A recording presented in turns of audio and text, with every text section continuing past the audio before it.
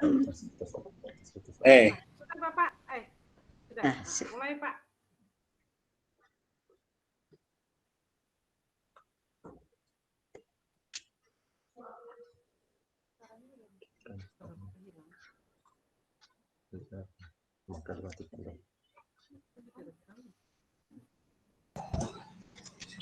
Sudah ya, Bapak Ibu? Oh ya, saya lupa ibu-ibu semua ya.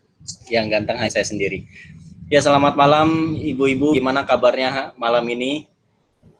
Alhamdulillah baik. Alhamdulillah baik, Pak. Walaupun sudah malam, sudah larut seperti ini, kita masih semangat ya, Bu, untuk menyelesaikan Semangat, Pak. fintech Semangat. ini gitu ya. Karena Semangat. sebentar lagi kita akan selesai ya, Bu. Iya, Pak. Ya, tinggal mengikuti beberapa tahapan. Baik, ibu-ibu semua, mengulas materi kemarin kita tentang peserta didik, bahwa kita telah membahas karakter metode karakter Pancasila. Nanti saya minta tolong untuk Ibu Farida untuk tampilkan materinya, karena saya belum siap untuk laptopnya, belum siap gitu ya untuk menampilkan. Saya hanya mengulas sedikit tentang materi yang akan saya bahas. Boleh minta tolong Bu Farida ditampilkan. Walaupun hanya 4 orang ya Bu, tapi tidak masalah buat kita tetap berjalan. Ibaratnya kereta kita akan tetap berjalan sampai tujuan, walaupun penumpangnya turun satu-satu ya Bu.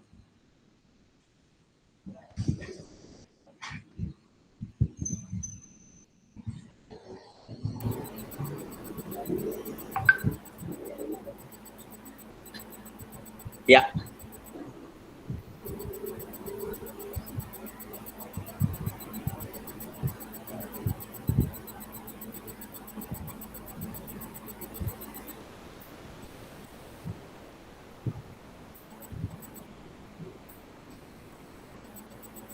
Baik.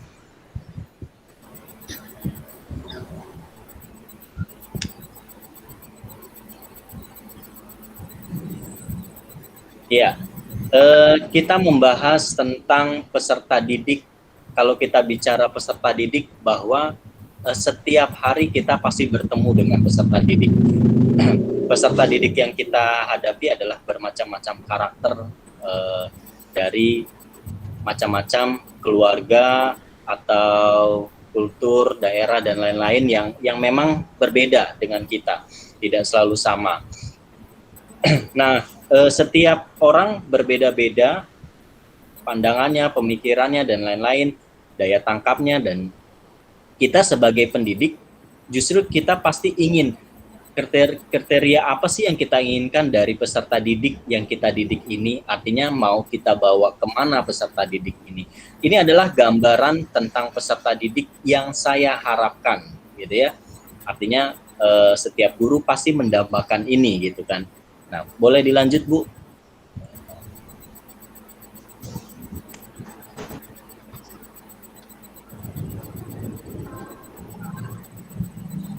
Ya,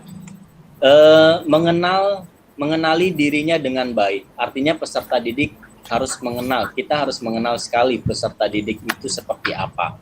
Kemudian menerapkan nilai-nilai Pancasila, jelas, karena kita berada di Negara Kesatuan Republik Indonesia yang artinya memang dasar negaranya Pancasila. Kemudian peserta didik juga mampu beradaptasi dengan perubahan, artinya bukan hanya peserta didik, tapi perkembangan zaman itu selalu berbeda, selalu tampak, selalu ada pastinya. Kemudian apalagi perubahan digital. Yang dulu waktu zaman saya, zaman ibu-ibu semua juga mungkin belum ada yang namanya WA, belum ada yang namanya searching Google dan lain-lain. Pasti kalau kita cari pasti berdasarkan buku atau pengalaman orang lain. Tapi saat ini beda. Semua bisa dilakukan dengan cepat dan mudah. Artinya setiap orang itu pasti harus mampu beradaptasinya, gitu ya. Kemudian lanjut Bu. Nah, keterampilan apa yang perlu dimiliki oleh peserta didik? Artinya kita sebagai pendidik pasti ingin mempunyai peserta didik yang mempunyai keterampilan-keterampilan yang ingin kita, artinya yang anak kita nih, peserta didik kita harus bagaimana ya, keterampilannya harus apa ya gitu ya. Nah ini berikut gambarannya yang dari saya. Yang pertama itu, silakan Bu.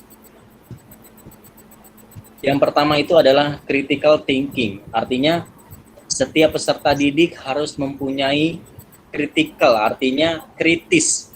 Kritis itu bukan berarti dia mudah menyela orang lain, dia mudah membantah. Terkadang di kritis itu diartikan, oh dia kritis padahal dia membantah gitu ya. Kritis itu artinya dia selalu berpikir bahwa apa yang akan diterangkan itu bermanfaat gitu ya untuk dirinya masing-masing. Kemudian dia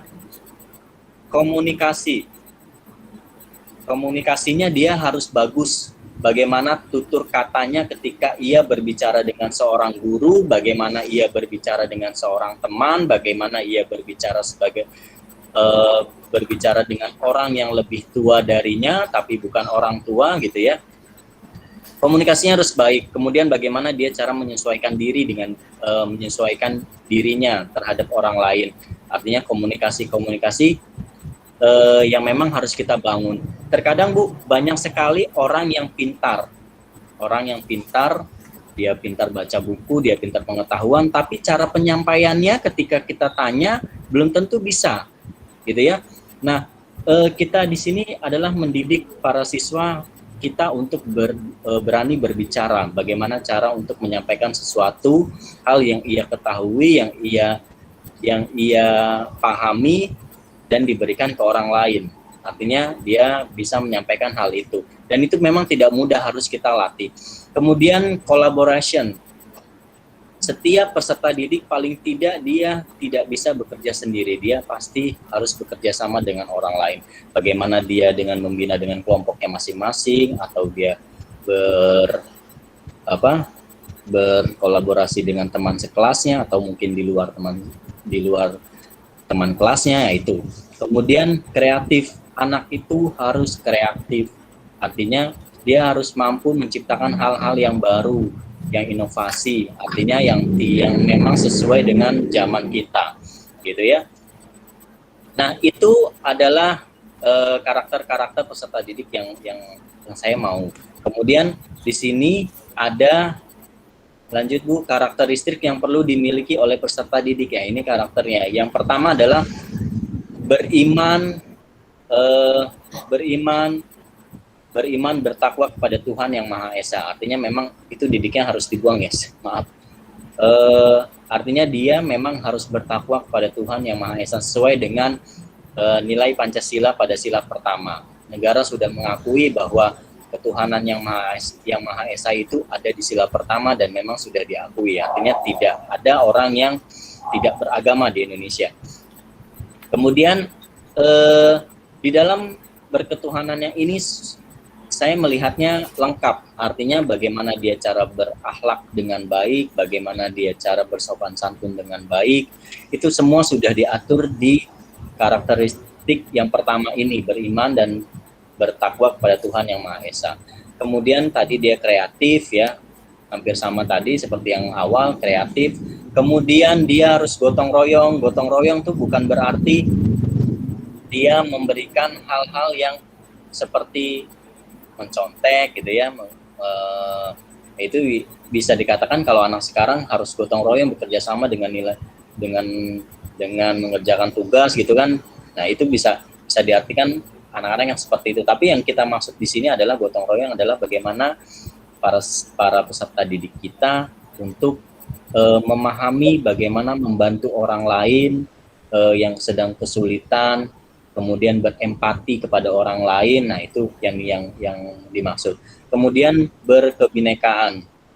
Artinya berkebinekaan ini adalah kita banyak sekali kultur budaya di Indonesia ini yang memang berbagai macam yang ada. Kemudian dari perbedaan itu terkadang masyarakat di luar sana bersinggungan, artinya berbentrokan bagaimana yang Sunda dengan Jawa, kemudian dengan Dayak, Madura, dan lain-lain. Nah, itu yang memang harus bagaimana kita menerima perbedaan-perbedaan itu.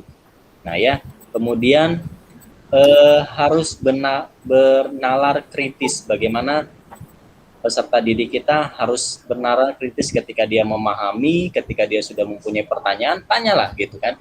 Apa yang mau ia tanyakan, apa yang mau ia sampaikan gitu ya. Kemudian mandiri. Kita menuntut peserta didik kita untuk mandiri. Belajar mandiri artinya bukan berarti dia tidak diawasi, tapi dia bisa mengerjakan, dia dengan kita arahkan dulu, dengan kita kasih masukan, dengan kasih pengetahuan dulu, kemudian dia baru bisa menjalankannya sendiri. Nah, itu artinya dia bisa mandiri. Kemudian lanjut, Bu. Habis, Pak. Sudah ya. Nah, artinya itu penyampaian yang adalah yang saya harapkan dari peserta didik. Saya rasa semua guru pun pasti menginginkan hal yang sama dengan apa yang saya sampaikan. Tapi ini pendapat saya. Mungkin dari teman-teman, dari ibu-ibu mungkin ada pertanyaan, mungkin ada masukan. Kalau kita lihat karakter ini adalah sesuai dengan kurikulum sekolah penggerak kita, karena memang harus beriman, bertakwa kepada Tuhan Yang Maha Esa, kemudian kreatif, gotong royong, berkebinekaan, bernalar kritis, mandiri, dan lain-lain gitu ya. Nah, dari yang saya sampaikan ini, ada yang mau ditanyakan Bapak Ibu?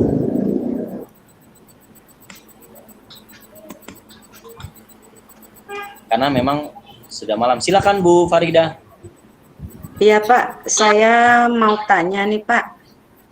Sepertinya saya kurang paham tentang karakteristik yang perlu dimiliki oleh peserta didik itu di berkebinekaan, Bu. Pak, maksudnya gimana itu, Pak? Ya, yang tadi yang saya katakan bahwa Indonesia ini berbagai macam suku, berbagai macam agama, ada 6 agama yang diakui di Indonesia, kemudian bermacam-macam suku dari Aceh sampai Papua. Kemudian berlatar belakang kultur dan budaya, artinya status sosial pun sama gitu ya. Nah, artinya perbedaan-perbedaan itu yang memang banyak di Indonesia, dan bagaimana para siswa bisa menerima perbedaan-perbedaan itu. Artinya misalnya dia berteman dengan Islam, yang satu dengan Kristen gitu ya. Bagaimana dia menerima kebinekaannya, artinya ketika temannya ingin beribadah, jangan menghalang-halangi atau mengganggu dan lain-lain. Nah, seperti itu. Kemudian apalagi misalnya berteman melihat kulit atau melihat status, jangan berteman sama dia karena dia kan orang hitam gitu kan, saya Sunda tapi putih gitu kan. Nah, itu memang tidak boleh juga. Itu artinya yang kebinekaan yang saya maksud seperti itu. Begitu Bu Farida? Ya, siapa bisa dipahami.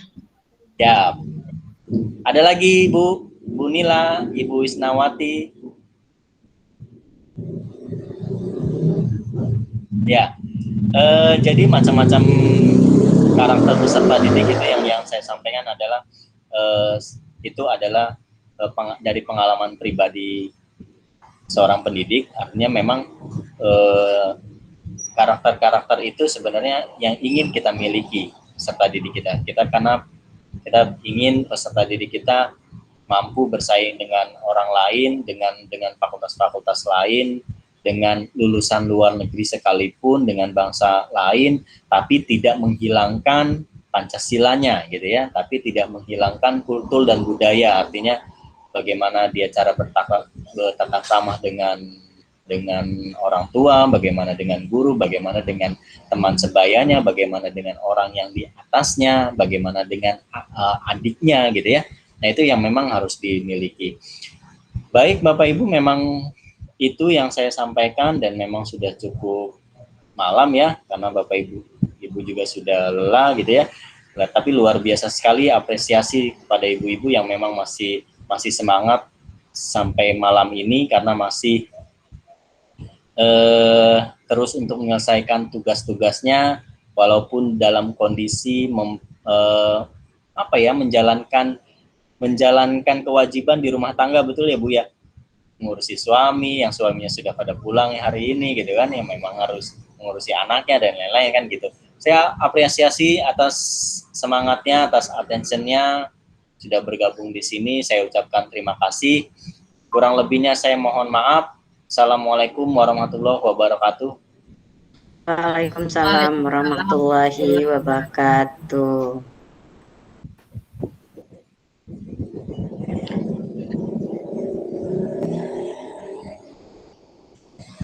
Assalamualaikum warahmatullahi wabarakatuh.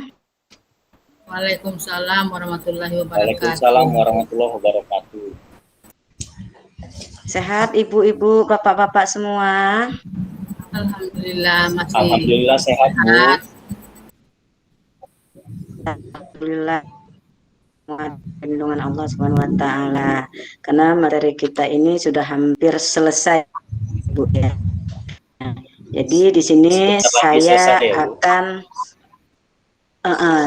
sebentar lagi selesai. Saya akan menyampaikan materi kita, mungkin ini materi yang terakhir. Nah, jadi saya akan menyampaikan materi tentang profil Pancasila.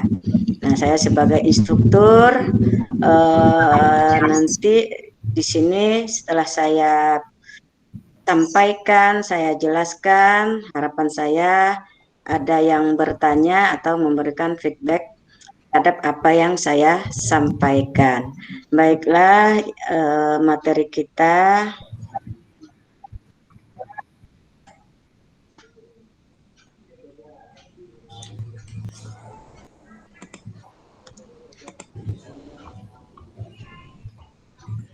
Oke, materi kita profil pelajar Pancasila. Bisa dilihat Bapak Ibu? Bisa Bu. Bisa Bu. Iya, kita lanjutkan Bapak Ibu. Nah, di sini apa sih definisi dari profil pelajar Pancasila? Profil pelajar Pancasila adalah profil lulusan yang bertujuan menunjukkan karakter. Yang perlu kita garis bawahi di sini karakter ya Bapak Ibu ya. Dan kompetensi yang diharapkan diraih dan menguatkan nilai-nilai luhur Pancasila, peserta didik dan para pemangku kepentingan. Jadi bukan hanya peserta didiknya aja yang diharapkan punya profil Pancasila, tapi semua warga sekolah diharapkan mempunyai sikap atau nilai-nilai Pancasila. Nah, di dalam profil pelajar Pancasila ini terdapat 6 elemen. Terdapat 6 elemen ya Bapak Ibu. Yang pertama elemennya bertakwa, beriman, bertakwa kepada Tuhan Yang Maha Esa dan berakhlak mulia. Nah, kenapa ini di bagian yang pertama? Karena ini masuk semua dalam cangkupan dari itu akhlaknya di kehidupan sehari-hari, dia di sekolah. Nah, ini poin pertama di dalam kehidupan ini Bapak Ibu, tidak bisa kita pungkiri. Kemudian yang kedua, berkebinekaan global. Nah, maksudnya berkebinekaan global ini, kalau kita berkebinekaan nasional mungkin hanya sebatas memahami keberagaman di dalam negara kita, tapi kebinekaan global ini kita harus memahami adanya perbedaan-perbedaan di dunia. Nah, itu maksudnya ya Bapak Ibu ya. Kemudian yang ketiga, mandiri. Nah, mandiri ini diharapkan pelajar itu bisa menyelesaikan masalahnya sendiri, melakukan hal-hal yang baik itu sendiri tanpa harus ikut campur dari orang lain. Kemudian yang selanjutnya bergotong royong. Nah, ini bergotong royong ini mencerminkan nilai-nilai Pancasila, makanya sehingga disebut dengan profil Pancasila, bergotong royong sama juga dengan bekerja sama, tapi kerjasama di sini terutama untuk hal kebaikan. Selanjutnya bernalar kritis. Nah, diharapkan para siswa kita nantinya akan bernalar kritis seperti yang disampaikan tadi. Bernalar kritis itu bukan mencela hal-hal yang tidak baik, tapi dia menyampaikan sesuatu yang dianggap dia memang benar. Seperti itu Bapak Ibu. Kemudian yang keenam, kreatif. Nah, kita tidak hanya diperlukan pintar, tapi kita juga diperlukan kreatif.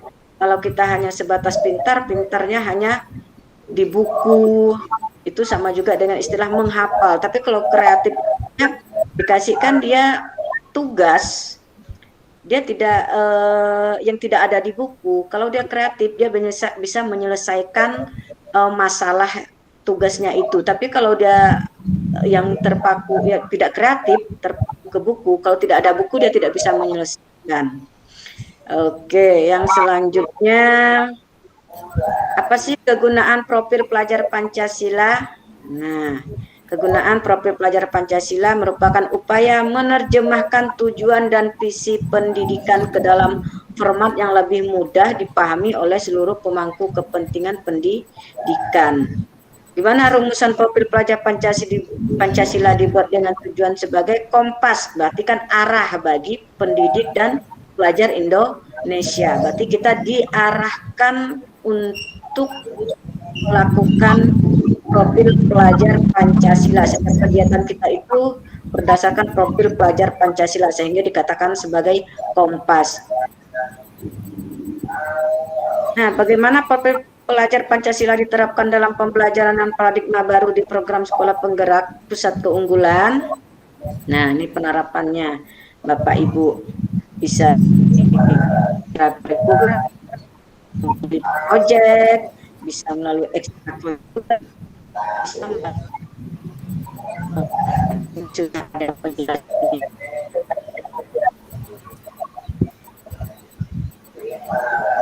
Nah, proyek penguatan profil Pancasila, tahap-tahapnya, latar belakangnya, pentingnya bagi siswa belajar lintas mata pelajaran basis proyek. Kemudian proyek penguatan profil pelajar Pancasila adalah terjemahan dari pengurangan beban belajar di kelas. Beban kerja guru perlu dipertahankan sehingga pelajaran dibagi ekstrakurikuler dan kurikuler, penguatan RPP katanya di situ. Oke, ini proyek profil pelajar Pancasila. Lanjut. Apa saja yang diperlukan, yang perlu disiapkan untuk dapat menerapkan proyek penguatan profil pelajar Pancasila, proyek yang sudah dibuat tadi, bagaimana cara penguatannya? Pertama, dulu melakukan pembelajaran pelakuan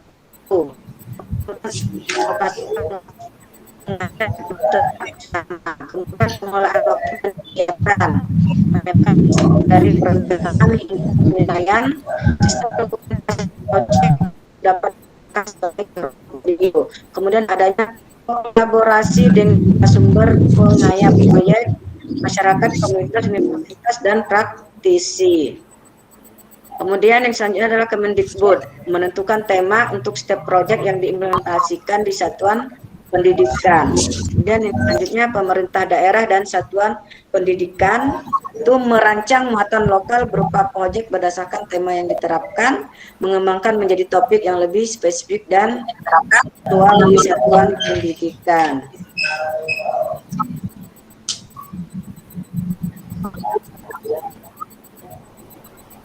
Oke, Bapak Ibu, saya rasa sampai di sini ulasan materi kita untuk atau mengenai profil pelajar Pancasila. Mungkin ada yang ingin dipertanyakan atau yang kurang dipahami, mari kita sama-sama melakukan tanya jawab. Silakan Bapak Ibu, mungkin ada yang kurang dipahami.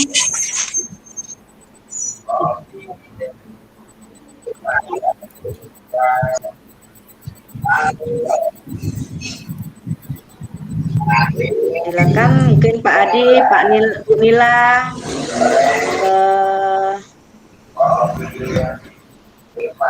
Silakan kira-kira. Iya Ibu, saya mau bertanya. Iya, silakan Pak Adi. Iya Bu, dengan profil pelajar Pancasila itu. Iya, bisa dengar Pak. Ya, dengan profil pelajar Pancasila, artinya profil lulusan yang bertujuan dengan menuju kompetensi.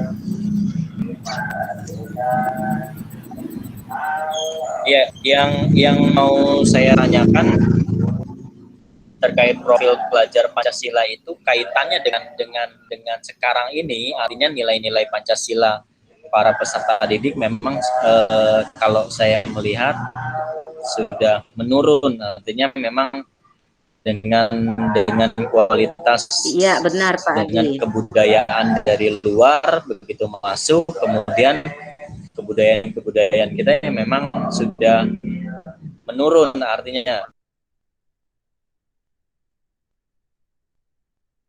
Iya, benar sekali Pak Adi. Karena kita ketahui, jangankan untuk mengamalkan nilai Pancasila, kadang kita aja Pak Adi ya, menyuruh siswa untuk membacakan Pancasila itu, saya lihat waktu itu pernah saya coba itu, ada yang nggak hafal. Nah, saya bilang ini gimana? Gimana ini saya bilang karakter Pancasilanya. Nah, dengan adanya profil belajar Pancasila, ini memang terobosan baru pemerintah untuk lebih membuat para siswa kita berkarakter sesuai dengan nilai-nilai Pancasila. Oke, mungkin ada lagi Bu Nila, Bu Isna, masukannya atau pemahamannya mungkin tentang profil Pancasila yang udah Ibu pahami selama ini. Dengan saya share screen materi ini, mungkin Bu Nila, Bu Isna, Bu Ina udah bisa memahami atau apa yang sudah bisa dipahami dari dalam profil pelajar Pancasila ini. Sedikit ya, mungkin bisa dijelaskan. Ya Bu.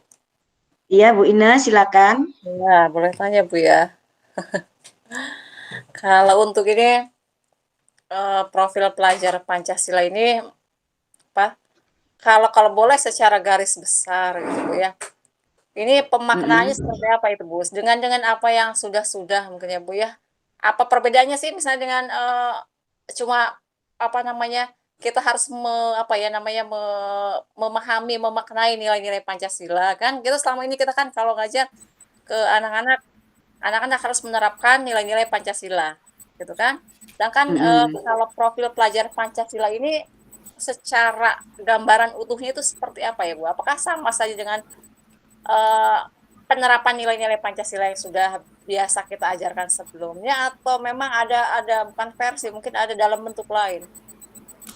Kalau iya, untuk 6 dimensi atau 6 elemen profil Pancasila ini, kalau untuk yang lainnya dia sebenarnya hampir sama ya Bu ya, hampir sama dengan Pancasila yang lainnya, Pancasila, nilai-nilai Pancasila. Cuman di sini dia ditambahkan ada bernalar kritis, kreatif. Nah, itu mungkin yang belum ada di nilai-nilai Pancasila. Yang kita ketahui itu kan beriman, bertakwa kepada Tuhan Yang Maha Esa, berkebinekaan. Berkebinekaan pun kalau di Pancasila sepertinya hanya antar suku yang ada di kita. Kalau kita sebenarnya untuk global ya, cuman penerapannya sepertinya hanya pada saat dalam negeri aja gitu. Bergotong royong, bergotong dan kemudian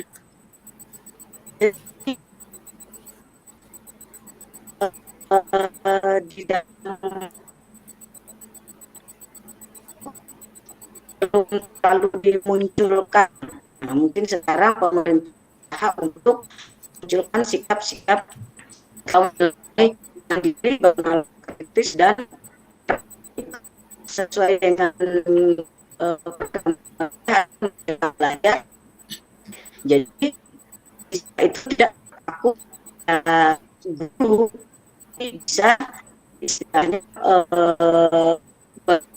berinisiatif sendiri untuk belajar sehingga menteri kemudian penawar kritis dan mempunyai seperti itu.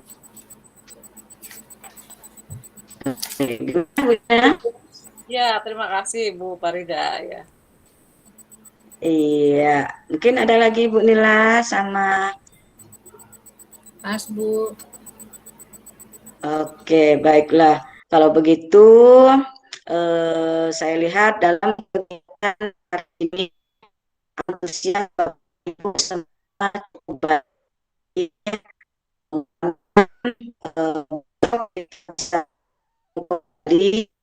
dengan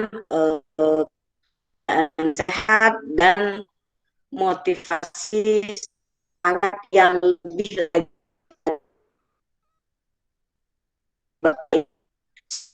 Ya Bapak Ibu,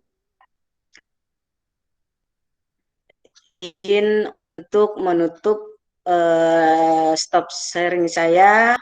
Wassalamualaikum warahmatullahi wabarakatuh. Waalaikumsalam. Saya Bu. Saya. Bentar.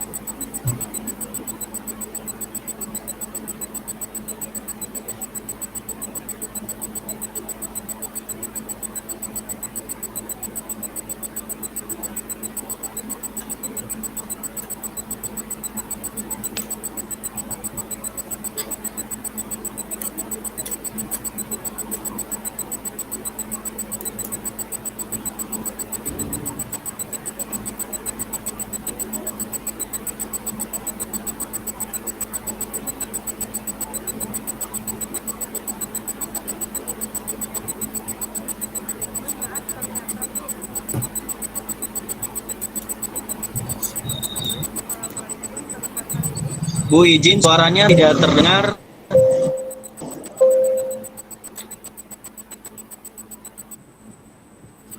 Ya, suara Bu ini tidak terdengar. Bu ini apa? Kedengaran Bu suaranya Bu. Kecil Bu. Nah, mungkin lebih dekat-lekan lagi Bu.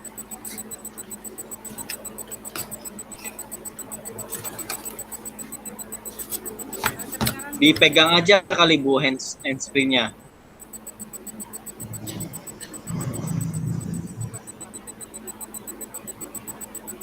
Kedengaran ya Bu? Halo, Assalamualaikum.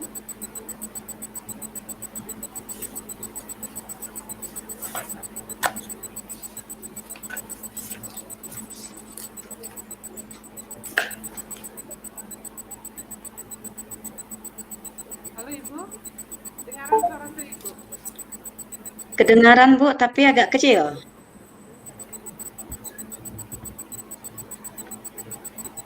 Kalau gini kedengaran Bu suaranya. Pak Adi dengar enggak? Atau yang lain, ibu-ibu yang lain? Kedengeran Bu, cuma Kecil, Bu, kurang kecil. besar ya. Ya. Saya kecil banget. Kalau gini Bu, Kecil, Bu, kecil. ini Bapak. Halo, Ya, lanjut aja lah, nggak apa-apa kali. Mudah-mudahan bisa terdengar. ya. Assalamualaikum warahmatullahi wabarakatuh. Waalaikumsalam warahmatullahi wabarakatuh. Selamat malam Bapak, Ibu-ibu. Karena Bapaknya cuma sendiri Bu. Pelajaran dari saya adalah pembelajaran orang dewasa atau POD. Ibu tahu Bu, Bapak bagaimana pelajaran POD itu? Maksud apa yang dimaksud dengan pembelajaran POD itu apa Bu? Bapak? Pembelajaran orang dewasa. Kalau saya, izin Bu ya. Silakan Bu. Kalau saya pembelajaran orang dewasa itu pelajaran yang diperuntukkan untuk orang yang sudah dianggap dewasa, Bu.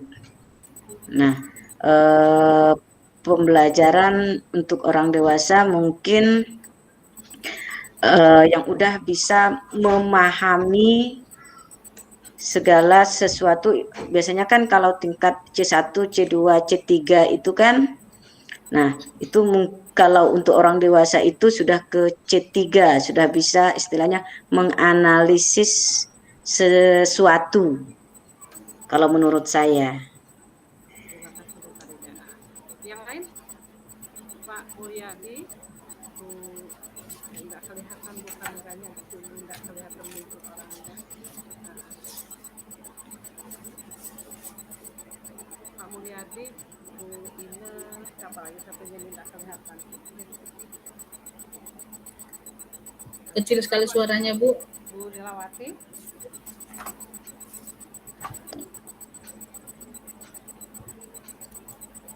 Oke, di sini pembelajaran orang dewasa yang pertama adalah pengertian pembelajaran orang dewasa yang saya paparkan nanti. Kemudian juga ada teori pembelajaran orang dewasa. Kemudian yang ketiga, karakter belajar orang dewasa. Yang keempat, prinsip pembelajaran orang dewasa. Andragogi ya, berasal dari dua kata dalam bahasa Yunani, aner atau under yang berarti orang dewasa, agogi atau agubus yang berarti memimpin atau mendidik. Nah, jadi andragogi dapat diartikan sebagai memimpin atau membimbing orang dewasa. Itu dari pengertian kata. Kemudian ada teori pembelajaran orang dewasa menurut Knowles. Dia merupakan pendidik asal Amerika Serikat. Dia dikenal dengan teorinya tentang pendidikan orang dewasa atau yang biasa disebut dengan andragogi. Menurut Knowles, andragogi adalah seni dan ilmu pembelajaran orang dewasa. Karena itu, andragogi mengacu pada segala bentuk pembelajaran orang dewasa. Kemudian lanjut karakteristik belajar orang dewasa. Yang pertama dari kontur diri, yaitu individu yang mandiri sehingga dapat mengarahkan dirinya sendiri. Terus pengalaman yang diperoleh dapat menjadi sumber belajar yang berharga bagi orang dewasa. Kemudian yang ketiga, kesiapan belajar. Hal-hal yang perlu diketahui dan hal-hal yang dapat dilakukan agar dapat mengatasi segala situasi di kehidupan nyata secara efektif. Kemudian yang keempat, orientasi belajar, yaitu berpusat pada masalah. Kemudian motivasi belajar adalah dorongan belajarnya lebih berasal dari dalam diri.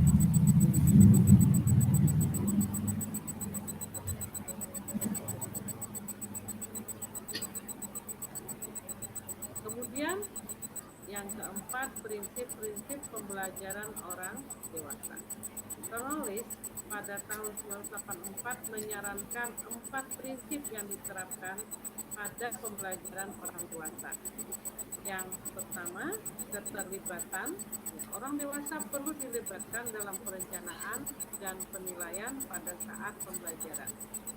Kemudian pengalaman termasuk kesalahan menjadi dasar pada aktivitas pembelajaran. Kemudian yang ketiga, relevansi dan dampaknya bagi kehidupan.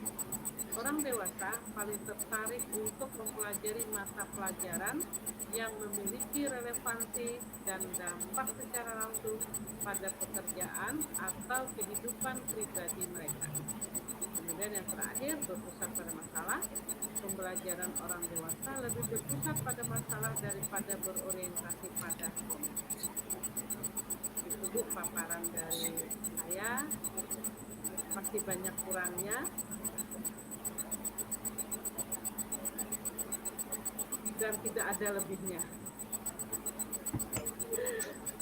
Mungkin ada saran-saran mungkin dari kekurangan saya itu dari Bapak Ibu-Ibu, karena bagaimanapun saya beberapa kali tidak mengikuti, terus di hari pertama belum akun saya hilang ini. Itu Bu paparan dari saya. Mungkin ada Bapak atau Ibu yang menanyakan, atau jangan ditanyakan ya Bu, disarankan aja ya Bu. Sarankan di mana yang kurang aja Ibu, jangan ditanyakan ke saya. Ya, terima kasih. Silahkan.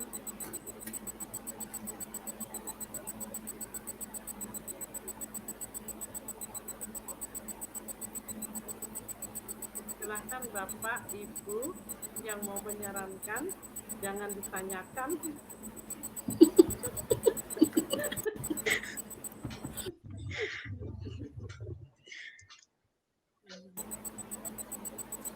Bu Farida mungkin nih. Farida udah ambil ancang-ancang, saya sampai takut sama Bu Farida. Makasih Bu, makasih. Mohon izin Bu. Mungkin yang ini mungkin saran atau apa ya? Bukan bertanya, karena sudah ditutup pertanyaan. Sesi bertanya sudah ditutup. Jadi yang seperti yang disampaikan Ibu Farida tadi, untuk pembelajaran dewasa, kalau menurut pemikiran saya itu mungkin ya sama kayak kita sudah guru, kita masih belajar kan, namanya belajar kan kita tidak dibatasi usia. Jadi mungkin yang dimaksud dengan pembelajaran orang dewasa seperti kita kan, di sini ada prinsip pembelajaran orang dewasa, di situ ada berpusat pada masalah. Mungkin itu hal-hal yang terjadi di usia kita ya. Jadi kita masalah apa yang kita alami itu mungkin akan kita bawa juga pada pembelajaran. Jadi latar belakang masalah itu yang akan kita kembangkan untuk kita pelajari, dan itu sudah menjadi pengalaman kita. Barangkali ini hanya saran juga Bu. Makasih. Ya, boleh saya jawab ya Bu. Bukan pertanyaan sih, saya coba jawab mungkin karena orang yang seumur kita bukan berpusat pada masalah, tapi kita mencari yang sudah ada biasanya itu. Sering terjadi perdebatan, pernah terjadi perdebatan mengatakan bahwa orang tua itu tidak aktif gitu.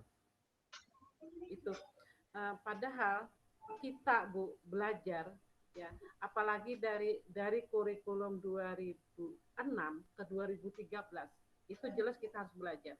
Terus COVID, paling tidak IT-nya sedikit kita harus belajar. Nah, jadi mungkin masih berpusat pada masalah, ya masih juga berpusat pada berorientasi juga pada. Jadi masalah yang kita hadapi, ya ketika kita gaptek, kita harus belajar. Ketika kita tidak bisa menulis soal ulangan yang harus online, kita harus belajar.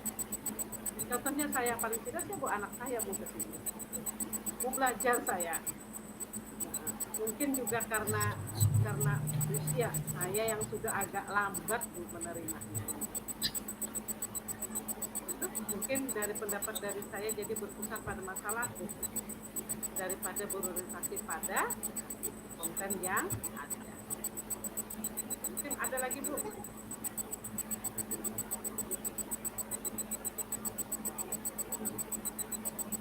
Ina, Ibu Fadil, ini saya bersyukur Bu ya ikut nggak banyak ini, jadi tidak banyak pertanyaan atau tidak banyak saran. Iya, cukup kayaknya Bu. Bisa dipahami. Terima kasih Ibu, Bapak. Saya akhiri. Wassalamualaikum warahmatullahi wabarakatuh. Waalaikumsalam warahmatullahi wabarakatuh.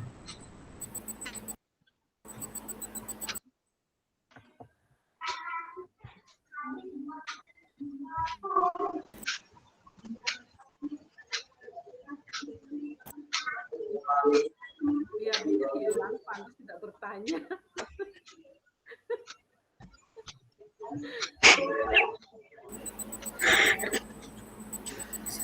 Lanjut Bu Nila. Oh, saya sekarang. Aduh Bu, sebenarnya saya tidak siap. Dari sekolah tadi ya langsung ada urusan, ya kita baru kembali ya. Apa adanya saja Bu ya, apa yang sudah. Ya Bu, silakan Bu. Siap-siap untuk Bu Ina.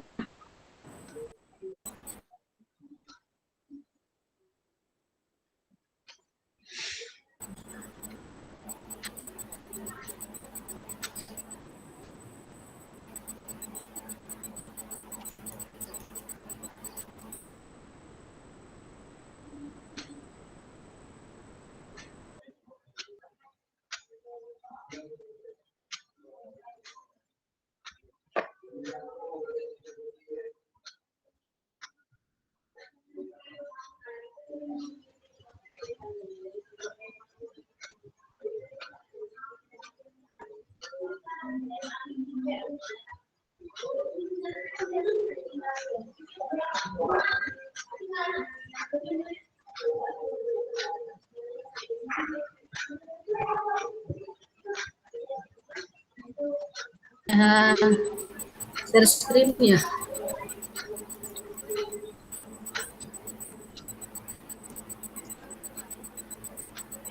Iya Bu, share screen.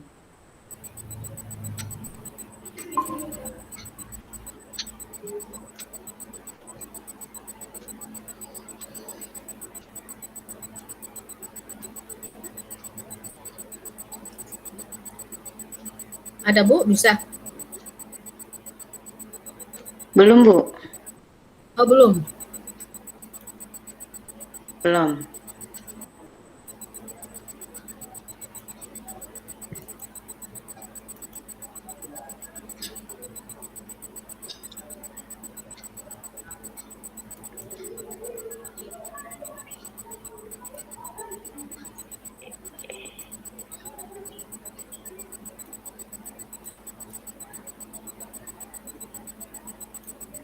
Sudah ada Bu?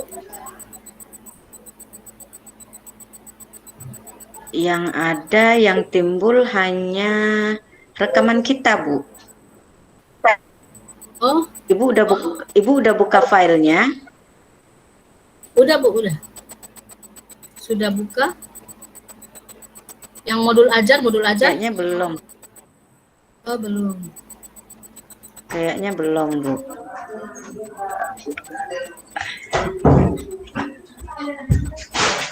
Saya ulangi lagi, Bu.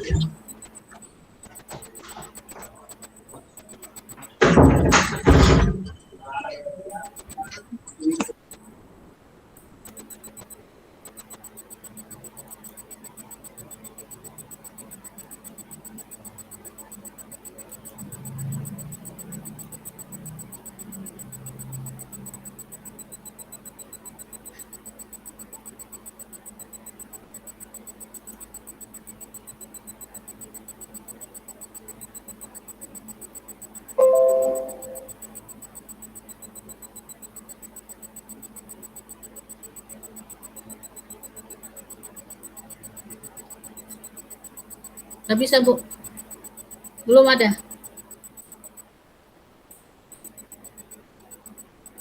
Belum, Bu, belum kelihatan. Ya.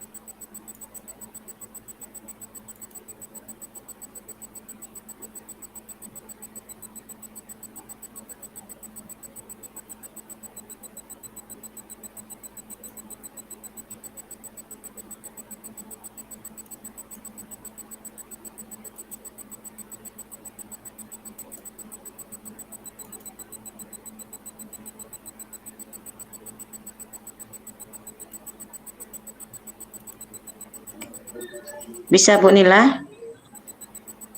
Kalau enggak kirim filenya ke WA saya kayak Pak Adi gitu. Oh iya, iya.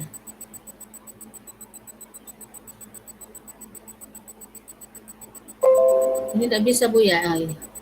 Saya kirim file saja, Iya, Bu. kayaknya enggak bisa. Iya, boleh, boleh. Iya.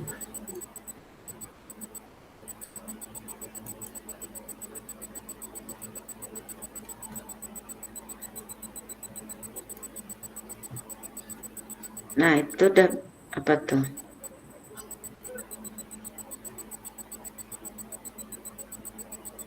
Kirim file saja, Bu.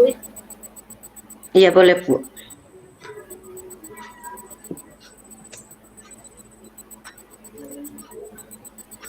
Aduh.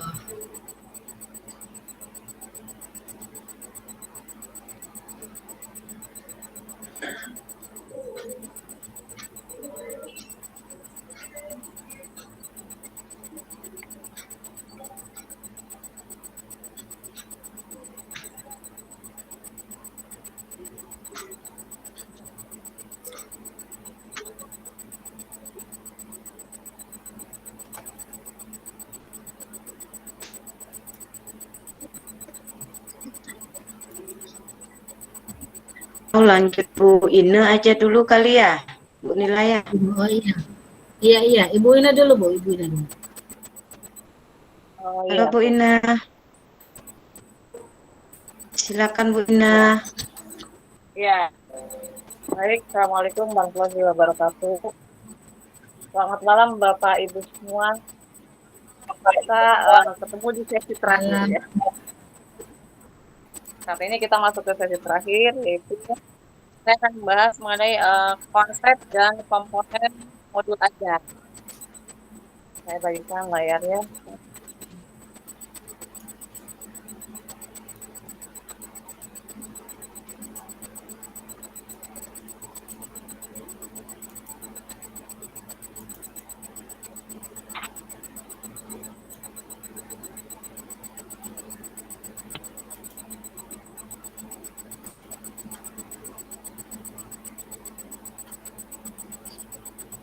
stop screen dulu.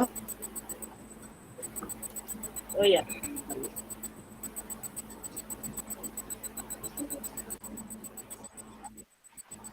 Duh, jaringan kita jelek malam ini.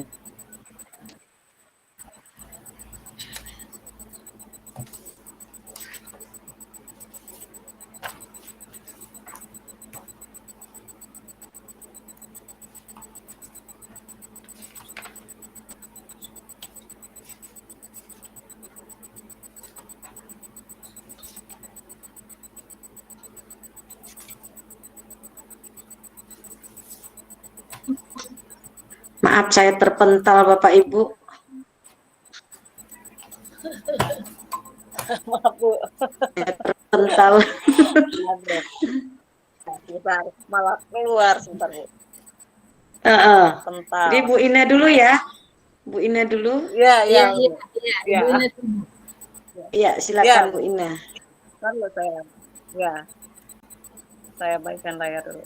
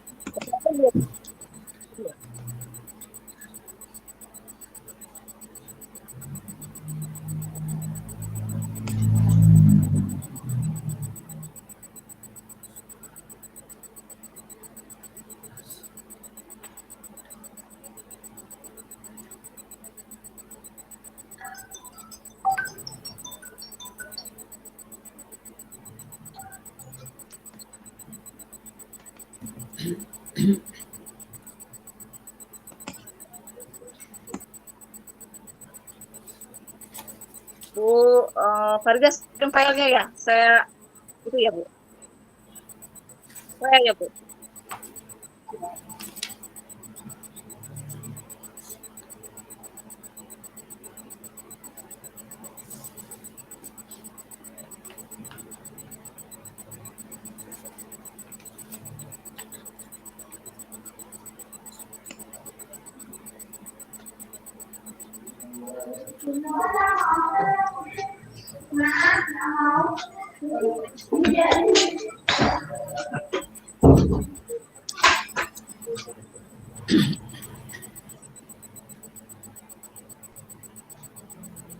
Bisa Bu Ina. Ya. Ini Bu, saya kirim di grup sih Bu.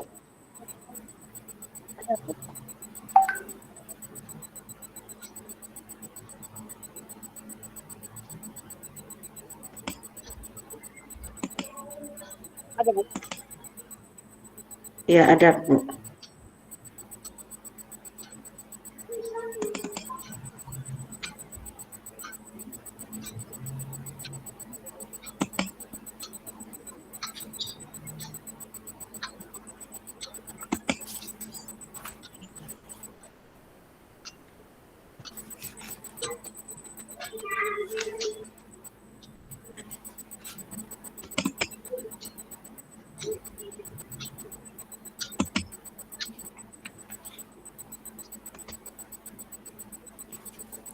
Dibuka dulu Bu. Dibuka dulu. Buka diskusinya dulu atau buka materinya dulu. Anggap aja Ibu instruktur gitu. Ya. Materinya Bu, maaf Bu Farida bisa dibuka dari sekitar bagikan layar ya.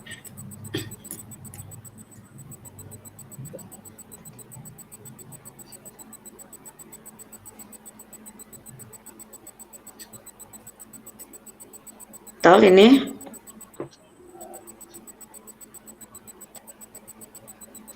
Ini ya Bu.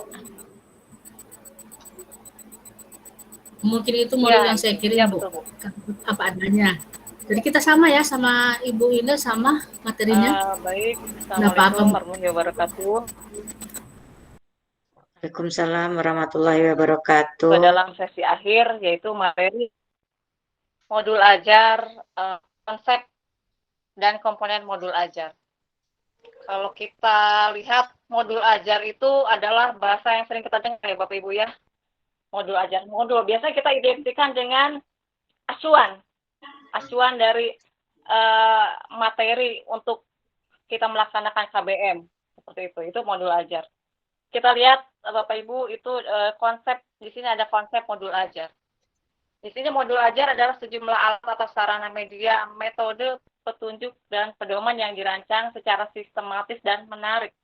Artinya modul ajar ini kalau kita buat modul ajar ini harus dibuat semenarik mungkin, sebaik mungkin,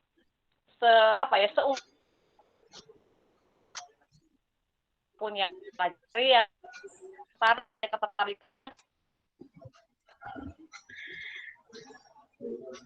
Oke.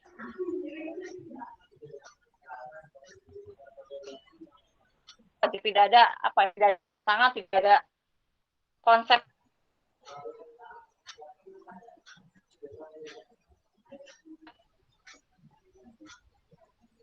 ajar yang dikembangkan dari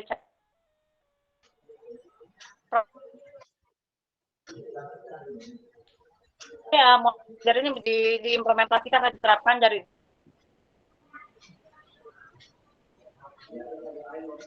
atau kita buat seperti itu. Di sini modul ajar disusun sesuai dengan fase atau tahap perkembangan peserta didik, tujuan pembelajaran dan berbasis perkembangan jangka panjang. Artinya ketika kita menyusun modul ajar, itu harus sesuai dengan fase peserta didik kita. Apakah ada di fase A, fase B, fase C, atau E?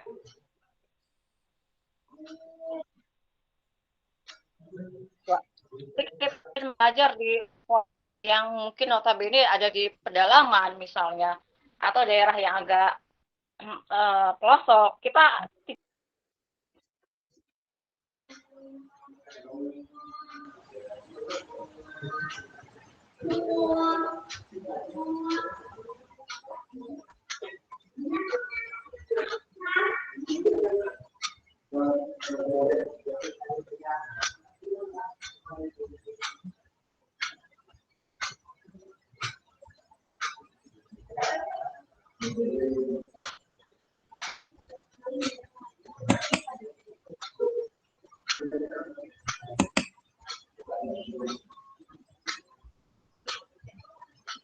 Sepertinya Bu ini terpental ya. Hilang dari peraduan. Lagi. mohon maaf Bapak Ibu. Ada sinyalnya naik turun Bapak Ibu. Ya, ketika kita membuat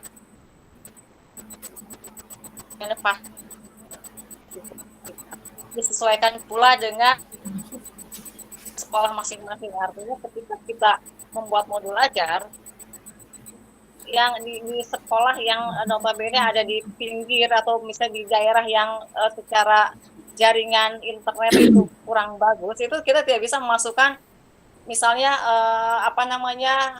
aspek daring misalnya, karena itu tidak memungkinkan ya. Atau misalnya kita mengajar di sekolah yang ada di tengah kota, maka kita juga harus menyesuaikan dengan siswa-siswa atau kondisi yang memang ada di tengah kota. Misalnya banyak menggunakan sistem daring atau IT-nya kita pakai ya, seperti itu. Itu Bapak Ibu. Itu untuk yang komponen modul ajar. Yang konsep tadi. Berikutnya kita masuk ke dalam komponen modul ajar. Di sini komponen modul ajar yang pertama, guru dalam satuan pendidikan diberi kebebasan untuk mengembangkan modul ajar sesuai dengan konteks lingkungan dan kebutuhan belajar peserta didik. Dengan kurikulum Merdeka Belajar ini, kita sebagai guru diberikan kebebasan untuk berekspresi, untuk mengembangkan apa yang kita miliki, gitu kan, untuk memberikan pengajaran kepada siswa kita sesuai dengan apa yang kita miliki dan sesuai dengan kemampuan siswa serta fasilnya. Berikutnya, modul ajar dilengkapi dengan komponen yang menjadi dasar dalam proses penyusunan. Jadi modul ajar dilengkapi dengan komponen yang menjadi dasar. Artinya modul ajar ini harus ada komponen-komponennya. Misalnya nama sekolah itu harus tertera. SMK apa misalnya seperti itu. Lalu ada juga seperti sumber materi yang kita masukkan itu dari mana? Apakah dari buku A, B, C atau D seperti itu.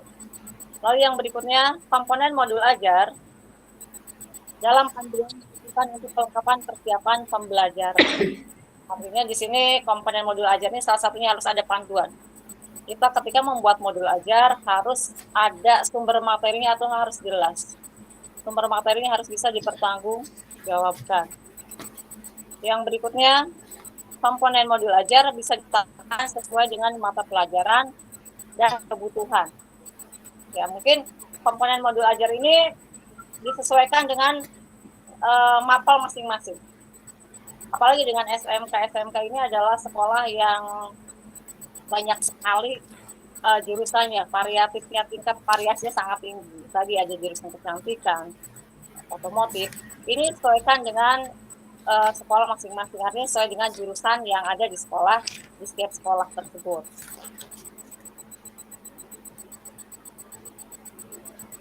Kalau kita lihat di sini ada informasi umum, ini identitas sekolah. Bapak Ibu boleh lihat di sini ada komponen modul ajar. Di sini ada informasi umum yang meliputi ada identitas sekolah Bapak Ibu, kompetensi awal, lalu profil pelajar Pancasila, ada 6 elemen, sarana dan prasarana, target peserta didik, serta model pembelajaran yang digunakan. Model pembelajaran yang digunakan ini disesuaikan juga dengan situasi siswa di sekolah Bapak Ibu, ya. Karena setiap siswa memiliki karakter dan bakat minat yang berbeda-beda. Kita harus sesuaikan itu. Lalu komponen inti ini seperti biasa ini ada tujuan pembelajaran, ini alurnya ya Bapak Ibu. Lalu ada pemahaman bermakna.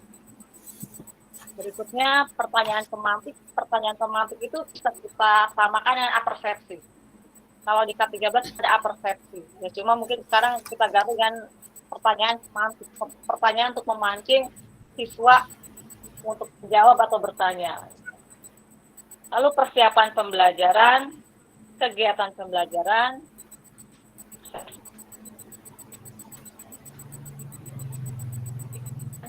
guru.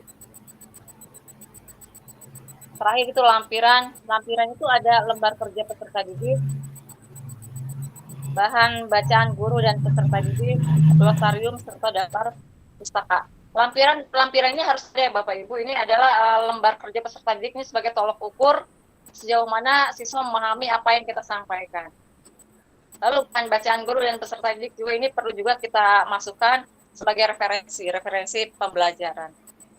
Keempat, glosarium. Glosarium itu adalah banyak kata atau bahasa yang memang mungkin asing terdengar di telinga siswa atau kita, yaitu bisa kita tuangkan di sini. Kata pengertiannya apa, nah seperti itu.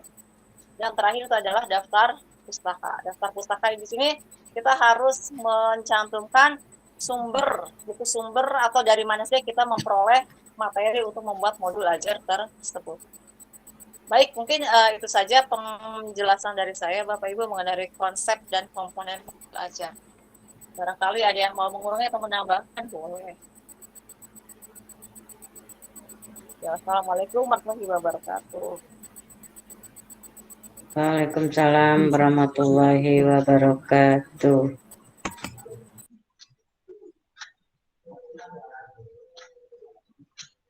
Ya, mangga Bapak Ibu ada yang mau menambahkan atau mengurangi atau mungkin ini salah nih atau apa gitu.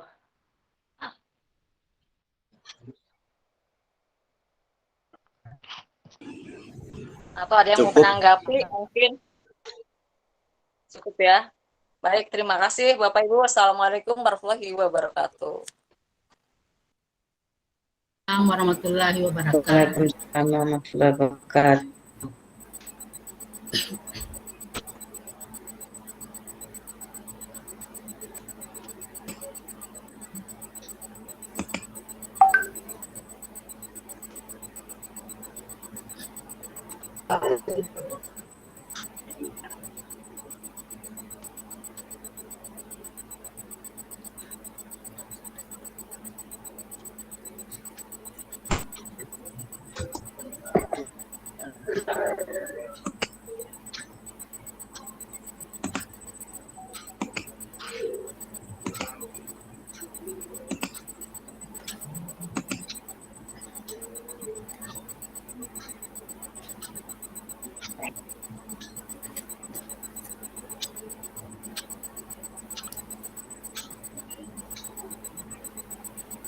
Silakan Bu Mia. Assalamualaikum warahmatullahi wabarakatuh. Selamat malam Bapak Ibu seperjuangan. Semoga kita masih tetap semangat ya. Sudah Iya, Bu. jam 10 malam. Bagus, Ya. Bu Mia. Ya, semangat. Untuk ya mungkin saya adalah peserta yang terakhir ya. Dan untuk peserta yang terakhir ini materinya sama dengan Ibu Ine ya. Modul ajar. Jadi kalau tadi Ibu Ine sudah menjelaskan tentang konsep daripada modul ajar, saya kira-kira hanya melengkapi saja Bu ya. Kita langsung saja ke konsep modul ajar.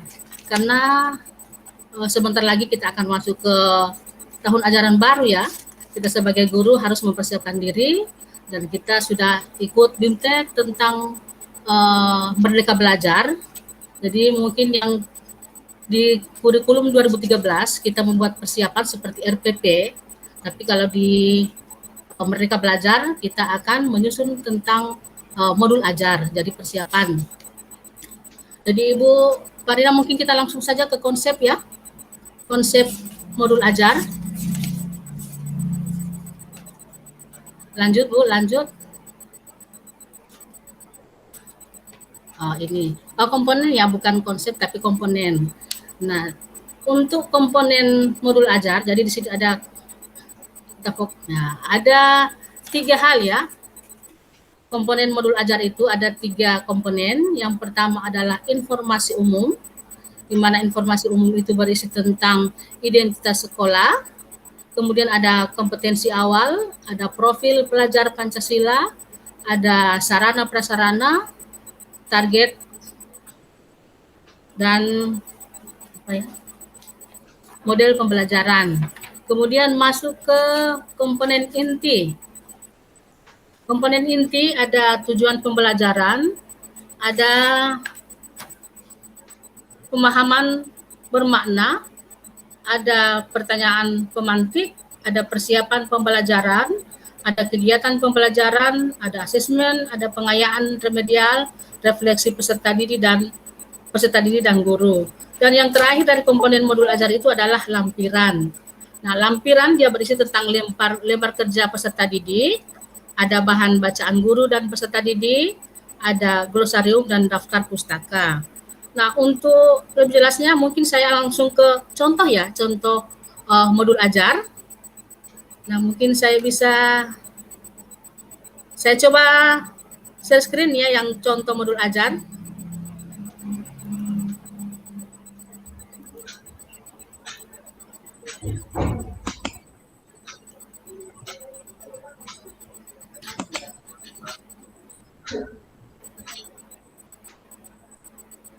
Ada ya?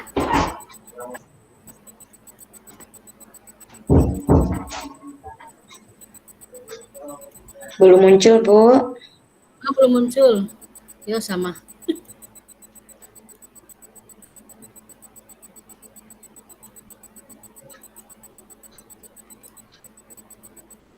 Belum. Sudah muncul, Bu? Belum.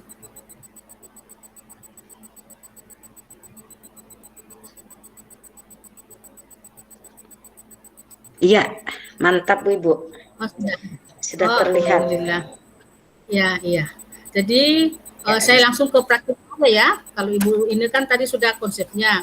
Jadi ini adalah salah satu contoh komponen modul ajar.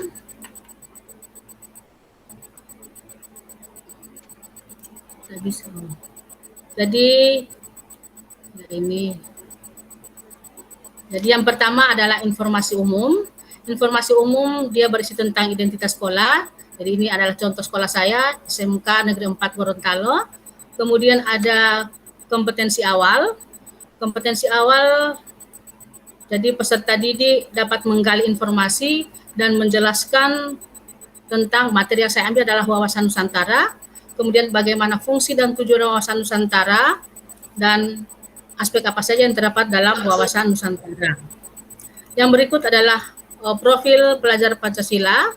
Ini ada beriman, tadi sudah dijelaskan ya oleh Bapak Adi ya tentang profil pelajar Pancasila.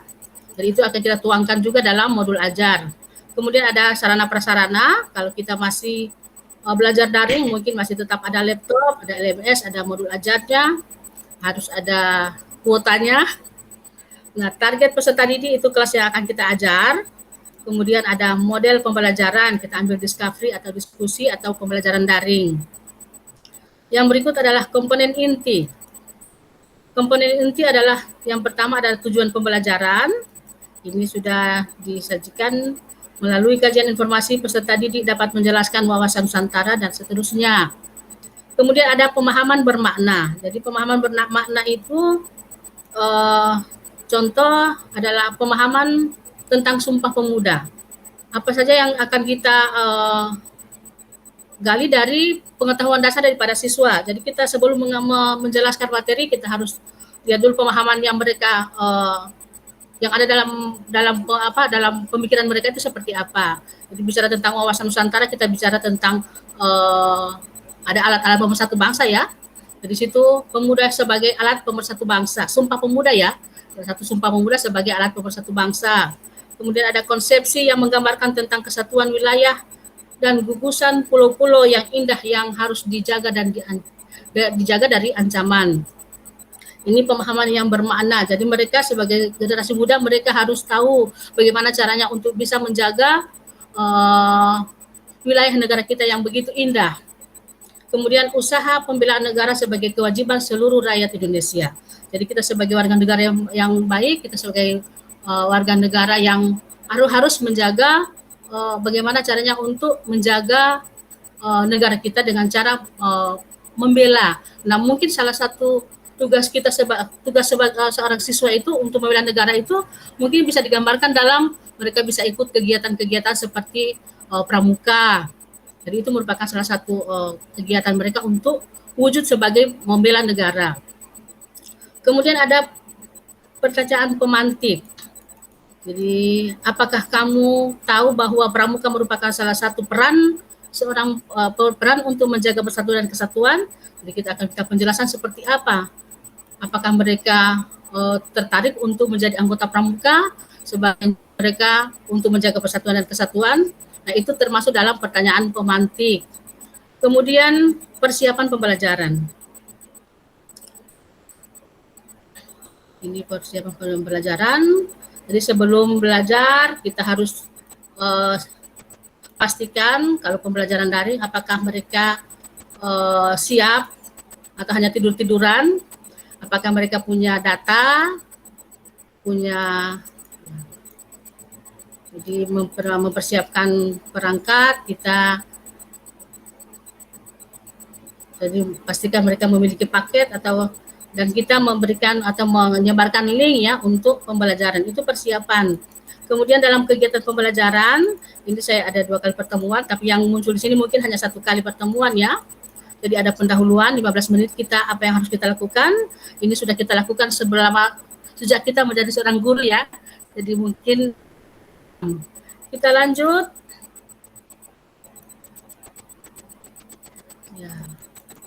Ada kegiatan penutup, mungkin kita sama-sama dengan siswa membuat rangkuman ya dari materi yang sudah kita bahas tadi. Kemudian ada asesmen. Ada asesmen formatif dan asesmen sumatif. Yang tadi kita sudah paham semua ya. Ada pengayaan dan remedial, mungkin dari pengayaan dan remedial dari asesmen atau penilaian yang kita lakukan, kita bisa menilai siapa atau kita sudah bisa menentukan siapa yang remedial dan siapa yang ikut yang lanjut ya ke pelajaran berikut. Kemudian ada refleksi dari peserta didik. Ya, ini juga, ya, ini ada terlampir di modul ajar. Jadi kita lihat lanjut.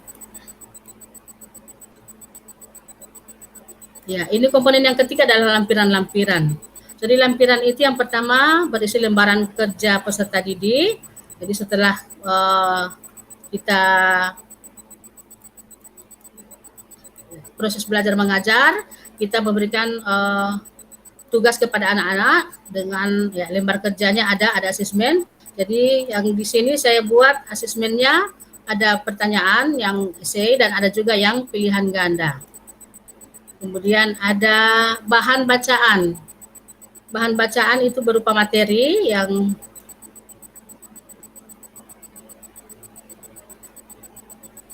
ini bahan bacaan guru dan peserta didik, ada pengertian wawasan Nusantara dan seterusnya. Kemudian ada glosarium. Glosarium itu adalah kata-kata yang mungkin belum masih asing bagi anak-anak, sehingga itu kita atau sebagai kata kunci ya, kata kunci itu dituangkan dalam glosarium. Tapi di contoh ini saya tidak sempat karena ini adalah contoh yang kemarin kita kirim. Dan yang terakhir dalam komponen modul ajar adalah daftar pustaka. Jadi daftar pustaka juga belum. Nanti kalau sudah kita akan menyusun bahan ajar yang sebenarnya, kita akan lihat daftar pustakanya, buku sumbernya, dan seterusnya. Ya, barangkali ini yang dapat saya sampaikan untuk materi modul ajar. Tadi sudah Ibu ini sudah menjelaskan, saya hanya memberikan contohnya. Barangkali Bapak Ibu ada yang bisa memberikan saran, karena pertanyaan mungkin Bapak Ibu semua sudah paham tentang modul ajar. Jadi saya hanya minta saran untuk ke depan apa yang harus kita lakukan untuk pembelajaran menghadapi tahun ajaran baru dengan kurikulum baru, yaitu Merdeka Belajar. Kira-kira Bapak Ibu ada yang bisa memberikan saran dari materi yang sudah saya sampaikan tadi? Ibu Farida? Sudah jelas, Bu. Oh, sudah jelas. Alhamdulillah. Bapak Adi, mungkin ada saran untuk kedepannya bagaimana Pak Adi? Cukup, Bu. Mungkin Pemaparannya sudah komplit. Komplit. Tidak bisa dipahami, Ibu. Mas. Ya, terima kasih Bu. Semoga kita kedepannya masih tetap ya, walaupun sudah selesai kegiatannya, ya grupnya jangan dihapus ya Bu. Ya, supaya kita bisa sharing apa yang bisa Iya, ditanyakan. Ibu. Oh, iya. Ya. Demikian Bu. Terima kasih. Assalamualaikum warahmatullahi wabarakatuh. Selamat malam dan selamat beristirahat. Waalaikumsalam warahmatullahi wabarakatuh. Ibu silakan dimatikan dulu stop screen. Iya. Oke, kita foto bersama Bu Ina. Dulu. Hanya Bu Ina kameranya biar kita bisa foto bareng. Kalau Ibu moto dari sini gimana caranya, Dek? Moto ini. Screenshot aja. Screen tuh. Udah bisa? Mana? Bisa.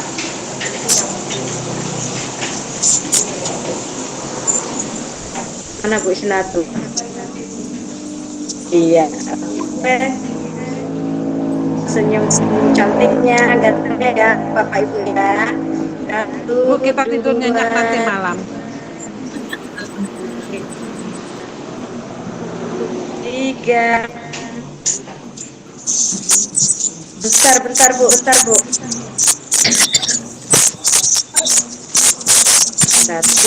lagi Bu. 1, 2, 3. Sebentar Ibu, sebentar. Udah Ibu. Ibu, Bapak, selamat tidur nyenyak nanti malam. 3. Iya. Oke, terima kasih Bapak Ibu. Selamat Iya. selamat tidur nyenyak Ibu, mimpi indah kita nanti malam. Iya.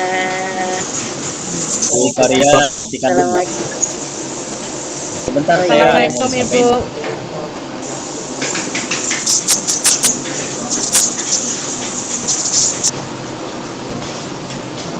Recordnya dimatikan dulu Bu, saya ada yang mau disampaikan.